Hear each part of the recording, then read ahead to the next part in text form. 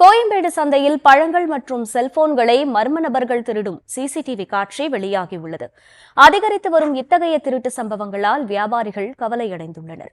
கூடுதல் விவரங்களை செய்தியாளர் ஜெயஹரீஷ் வழங்க கேட்கலாம். ஜெயஹரீஷ், வணக்கம். அந்த பகுதியில் தொடர்ந்து இதுபோன்ற சம்பவங்கள் அதிகரித்து வரும் நிலையில் பாதுகாப்பு ஏற்பாடுகள் ஏதேனும் முடுக்கிவிடப்பட்டிருக்கா? முழு விவரம் என்ன?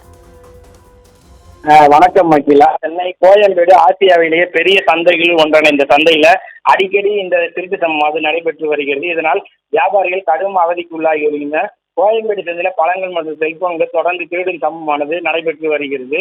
மேலும் என்ன செய்வது என தெரியாமல் வியாபாரிகள் தவித்து வருகின்றனர். பெண்கள் சிலர் பழங்களை திருடி செல்லக்கூடிய சிசிடிவி காட்சி நேற்று வெளியாகி பரபரப்பை ஏற்படுத்திய நிலையில தற்போது இந்த மார்க்கெட் வளாகத்தில் பல்வேறு திருட்டு சம்பவங்கள் தொடர்பான சிசிடிவி காட்சிகள் வெளியிடப்பட்டுள்ளது.